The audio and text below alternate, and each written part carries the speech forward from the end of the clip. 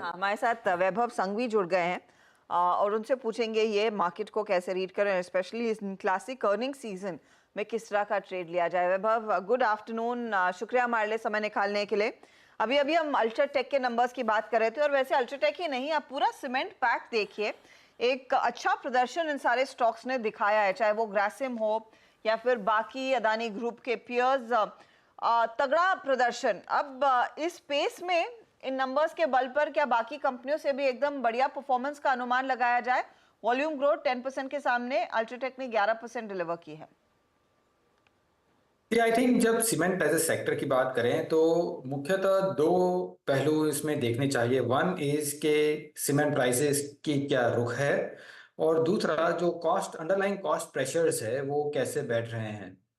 अगर हम cement prices की बात करें तो आई थिंक कंपनियां वो बढ़ोतरी करने के लिए एक पहलू और एक कदम रखा था, लेकिन हमें नहीं लगता है कि वो एलिवेटेड सीमेंट प्राइसेस सस्टेन कर पा रहे हैं, और हम थोड़ी रिट्रेसमेंट देखे हुए हैं from a cement prices in perspective. Eight the same time हमें लग रहा है कि रॉ मटेरियल प्राइसेस जितने भी हैं वो आई थिंक थोड़े रिच हो रहे हैं और थोड़े एक्सपैंड हो रहे हैं, तो विच मीन्स के यहाँ से जो मार्जिन हम अनुमान कर रहे थे अभी तक, उसमें हमें लगता है कि थोड़ी कटौती आ सकती है गोइंग फॉरवर्ड। ऑफ कोर्स ये थोड़ा एंटी कंसेंसस व्यू है, बट जब तक कि fresh capex, fresh infrastructure kind of push नहीं देखते हैं, तो जो इंक्रीमेंटल कैपेसिटी जितनी बड़ी है, हमें लगता है वो एब्जॉर्प्शन के लिए सीमेंट प्राइसेस में थोड़ी सॉफ्टनेस कंटिन्यूड रहेगी। So yes, it's a sector जो लॉन्गर टर्म के लिए बहुत अच्छा है, लेकिन from a very shorter term perspective हमें लगता है कि ये रेंज बाउंड रहेगा। वैभव सर, हाय, गुड आफ्टरनून। अच्छा, रिजल्ट सीजन अंडरवे है, कहना चाहिए हाफ वे मार्क शायद क्रॉस हो गया है। शायद आकलन ऐसा है कि लार्जली इनलाइन परफॉर्मेंस। आपने क्या रीड थ्रू करा, और इस रिजल्ट सीजन को देखते हुए वैल्यूएशन कंसर्न्स माउंट हो रहे हैं या नहीं हो रहे हैं ओवरऑल मार्केट्स के लिए? नहीं, of course I think result season जैसे आपने कहा, फर्स्ट हाफ रिजल्ट्स जो जनरली हम देखते हैं कि ये फ्रंट लाइनर कंपनीज होती हैं, और जो फ्रंट लाइनर्स कंपनी है तो first half of the result season generally strong होता है। हावेवर हम जब इस वक्त के रिजल्ट देखते हैं तो as compare to the expectation, जो एलिवेटेड एक्सपेक्टेशंस थे, आई थिंक वो मार्जिनल मिस दिख रहे हैं एज ऑफ येट। हम कंक्लूड नहीं करेंगे पूरे सीजन के लिए, but till now what we have seen वो हमें थोड़ा मिस लग रहा है। एट द सेम टाइम ये भी देखना चाहिए कि ये क्वार्टर नहीं, बट लास्ट 2 क्वार्टर्स में हमने जो रिजल्ट्स में बीट देखे थे वो काफी मार्जिन बीट के कारण देखे थे। वो हमें लगता है कि यहाँ से मार्जिन बीट थोड़ी कम होगी, और दूसरा कि कॉर्पोरेट्स मार्केट शेयर में ज्यादा फोकस करेगा, और इसी के कारण हम मार्जिन्स में थोड़ी कंप्रेशन भी देख सकते हैं गोइंग फॉरवर्ड। सो इस कारण नंबर्स की कटौती फ्रॉम FY25 पर्सपेक्टिव हमें लगता है कि थोड़ी हो सकती है गोइंग फॉरवर्ड। अच्छा वैभव सर, अब सबसे बड़ा ट्रिगर शायद, रिजल्ट सीजन तो खैर अंडरवे है, दूसरा वो इलेक्शंस का वर्डिक्ट सामने आएगा, और मेरे ख्याल से काउंट करें तो बैक ऑफ द एनवेलप शायद 20 ट्रेडिंग सेशंस बचे होंगे यहां से वो 4 जून के वर्डिक्ट के बीच में। आमतौर पे ये एफआईआईज पोजीशनिंग ऐसी करते थे, रिजल्ट का वर्डिक्ट जैसे उन्हें पता है, खरीदारी होती थी, हमेशा मैं देखता था। इस बार वो लौट के ही नहीं आ रहे, रोज बिकवाली पे बिकवाली कंटिन्यू हो रही है, क्या चल रहा है उनके जहन में? और दूसरा, जब इलेक्शन रिलेटेड बात छेड़ी थी मैंने, तो हम सब रिटेल के जहन में एक सवाल रहता है, वो बड़ा इवेंट सामने खड़ा है, पता नहीं क्या होगा। ऐसे में क्या थोड़ा सा कैश लेवल कंपोनेंट बढ़ा लेना चाहिए, कुछ मुनाफा वसूली करके बैठ जाना चाहिए, वर्डिक्ट जो भी आएगा उसके बाद फिर डिप्लॉय कर ले? क्या सजेस्ट करोगे आप रिटेल को, करना क्या चाहिए? या फिर जो अच्छी क्वालिटी स्टॉक्स हैं, जैसा पोर्टफोलियो है, लेके चला जाए, जो होगा देखा जाएगा? Sure, I think very interesting question. One, from an FPI perspective अगर हम देखते हैं तो एफपीआई का रुझान और डायरेक्शन काफी निर्भर है from a US Fed rate perspective as well, वहां की ब्याज दरें के कारण। और हम देखते हैं कि जब जनवरी में हम आए थे तो पूरी देयर वाज अ कंसेंसस के पूरे साल में 5 से 6 रेट कट की संभावना थी। और जिस हिसाब से इन्फ्लेशन के नंबर्स ग्लोबली रहे हैं, वो जो ब्याज दरें काटने का जो 5 या 6 के अनुमान थी, वो आई थिंक अभी फिलहाल 1 या 2 में सीमित रह गई है।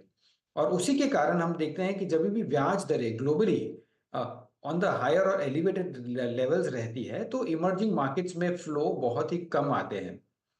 और उसके कारण हमने, और साथों साथ हमने ये भी देखा है लास्टली कि चाइना की तरफ थोड़ा रीबैलेंसिंग होने के कारण हम इंडिया में थोड़ी नेगेटिव फ्लोज भी देख रहे हैं। So I think it is more to do with the what is happening from the global side rather than the election expectation. Secondly, जैसे आपने कहा फ्रॉम एन इलेक्शन में जैसे रिटेल इन्वेस्टर को क्या करना चाहिए, आई थिंक 2 कैटेगरीज में वेरी क्लियरली हम सेग्रीगेट करेंगे फर्म के जो ट्रेडर है और दूसरा जो लॉन्ग टर्म इन्वेस्टर है। लॉन्ग टर्म इन्वेस्टर के लिए I think I don't expect कि ज्यादा कुछ करना चाहिए। Purely long term from an economic stand point Indian growth बहुत ही सस्टेनेबल है, और बारिंग शॉर्टर टर्म वॉलेटिलिटी उनको कुछ ज्यादा दिक्कत नहीं आनी चाहिए। However, from a trader's perspective, risk management has to be the foremost important aspect to look at. और उसके कारण एडवाइजेबल रहेगा कि इवेंट है, बाइनरी इवेंट है, हालांकि हम जो भी रिजल्ट एक्सपेक्ट कर रहे हैं, but as a student of risk हमें हमेशा ध्यान में और जहन में रखना चाहिए कि प्रोटेक्शन इस बाजू हमेशा लेनी चाहिए। थोड़ा सा अपने आप को प्रोटेक्टेड रखें। अच्छा, इस बीच एक और परफॉर्मेंस ट्रेंट का, और ट्रेंट एक स्टॉक है जिसने लगातार ज़ूडियो के बेसिस पर आउट परफॉर्म किया है। मुनाफे में एक अच्छा खासा जंप है, लेकिन यहाँ पर एक अदर इनकम का फैक्टर है कंपनी कह रही है। 576 करोड़ का एक मुश्त का यहाँ पर फिगर आया है। आय के पैमाने पर देखें 3,297 करोड़ कंपनी डिलीवर करती दिखाई दे रही है इस पर्टिकुलर क्वार्टर में। मुनाफा भी 711-12 करोड़ के आसपास कंपनी ने किया है डिलीवर। रेवेन्यू 53% बढ़कर आई है, और वैसे अगर आप देखें इबिटा लेवल में जो कोर ऑपरेशंस हैं उसमें इजाफा है, तो इस नंबर पर ज़्यादा फोकस करना चाहिए। और साथ ही मार्जिन्स पर 211 करोड़ के सामने 477 करोड़ का इबिटा, और मार्जिन्स भी 10% से बढ़कर 15% पर आए हैं। इसका पिछले 6 महीने का चार्ट अगर आप स्क्रीन पर रखेंगे तो आपको समझ में आएगा कि स्टॉक ने किस तरह से आउट परफॉर्म किया है। लगातार एक तरफा तेज़ी, और इसकी खूब चर्चा भी हुई है। वो ज़ूडियो के फ्रंट पर हमने देखा है स्टॉक ने आउट परफॉर्म किया 6 महीनों में 100% तक के रिटर्न्स। अब आप कंपनी स्पेसिफिक तो बात नहीं करते हैं, लेकिन ये पूरे रिटेल प्ले में जिस तरह का परफॉर्मेंस इस कंपनी का रहा है, यहाँ से आगे क्या ये ट्रेंड बरकरार रह सकता है इस एनवायरनमेंट में? आई थिंक जब हम रिटेल स्पेस की बात करते हैं, और एक बहुत ही बेहतरीन सेक्टर है जहां अपन देखें तो और उसका आकलन करें तो इट रीइंफोर्सेस के जो भी कंपनी इनोवेशन करती है, out of the box think करती है और एंटरप्रेन्योर ड्रिवन मॉडल से आगे बढ़ती है, फ्लेक्सिबल है इन टर्म्स ऑफ थिंकिंग और adaptation to the market condition, वो कंपनियां काफी बेहतरीन परफॉर्मेंस दे रही है। Because at the end underlying demographics, underlying consumer market, एक इंडिया का बहुत ही बड़ा स्ट्रॉन्ग पॉइंट है। उसको कैसे हार्नेस करना, क्लाइंट की एक्सपेक्टेशन क्या है और कंज्यूमर की एक्सपेक्टेशन क्या है, उनको कैसे डिलीवर करना, अगर वो सोल फोकस है तो आई थिंक काफी कंपनियां पूरे रिटेल स्पेस में अच्छा शो दिखाया हुआ है from a quarter on quarter perspective. At the same time disparity इतनी ज्यादा है कि जो कंपनियां are not able to live up to it, वो काफी लगार्ड्स भी रहे हैं। सो पॉइंट बीइंग के कंपनीज की फ्लेक्सिबल स्ट्रैटेजी में काफी सुधार हो सकता है, और उसके कारण जो अपॉर्चुनिटी जो बड़ी दिख रही है उसको भी कैप्चर करने की बहुत ही बड़ी गुंजाइश है। तो ये सेक्टर में हम काफी बुलिश है from a consumer perspective. Companies की स्ट्रैटेजी देखनी बहुत ही आवश्यक रहेगी। वैभव सर, आखिरी सवाल मेरी तरफ से वो है बैंक्स वर्सेस आईटी। अच्छा, 2023 के बाद 2024 में सारी एक्सपेक्टेशंस अलग थी कि बैंक्स में क्या होगा, दरों में कटौती होगी तो मार्जिन्स कंप्रेस होना शुरू होंगे, स्थिति बिगड़ेगी। आईटी में क्या होगा, 2024 के पेन के बाद, 2023 के पेन के बाद 2024 शायद हालात वापस सुधरने शुरू हों, क्योंकि यूएस में दरें कटेंगी और सब कुछ सुधरने लगेगा। सब उल्टा ही हो रहा है। वो बैंक्स आउट परफॉर्म कर रहे हैं, उल्टा आईटी अभी भी ठंडा पड़ा हुआ और अभी भी कंसर्न्स माउंट हो रहे हैं। ये बचा हुआ जो साल है इसमें आउट परफॉर्मेंस दरअसल कौन सी पॉकेट यहां से डिलीवर करेगी? आप किस पे ज्यादा बेट कर रहे हो अब? Sure sir, from a near term perspective, जैसे आपने कहा, अगर समझो ब्याज दरें घटती नहीं है तो वो डेफिनेटली बैंक्स के लिए फायदेमंद रहेगा। ऑफ कोर्स हम ये नहीं कह रहे हैं कि हम एक्स्ट्रा बुलिश है फ्रॉम अ सेक्टरल पर्सपेक्टिव, क्योंकि हम ऐसी सिचुएशन में खड़े और ऐसी स्थिति पे खड़े हैं कि जहाँ पे हमने लास्ट 1.5 ईयर्स 2 ईयर्स में बेस्ट ऑफ द मार्जिन्स देखे हैं, best of the asset quality देखी है और best of the credit growth भी देखी है।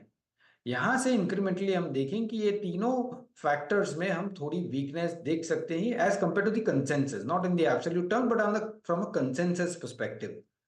सो हमें लगता है कि गोइंग फॉरवर्ड आईटी ऐसा सेक्टर है जो नेक्स्ट 2 क्वार्टर्स के अंदर हमें लगता है कि ये बॉटम आउट होने की फुल पॉसिबिलिटी है और वहां से एक अच्छा ट्रेड बन सकता है, फ्रॉम अ 1 ईयर पर्सपेक्टिव, जहां आईटी की को नीचे की लेवल्स पे या अच्छे वैल्यूएशंस पे हम उसको देख सकते हैं। Banking from a near term perspective attractive रहेगा। खाली जब भी एक ध्यान रखना है, जब भी ब्याज दरें घटने की चालू होगी, वहां हम वापस थोड़ा इंटरेस्ट एनआईएम्स पे थोड़ा प्रेशर देखेंगे और उसके कारण हम वीकनेस भी देख सकते हैं। तब तक बैंक्स और आईटी जैसे चल रहे हैं वैसे चल सकते हैं थोड़ी टाइम। बहुत बहुत शुक्रिया वैभव जी, हमारे लिए समय निकाल कर अपनी राय देने के लिए मार्केट्स पर और आगे के आउटलुक पर। चलिए इस बीच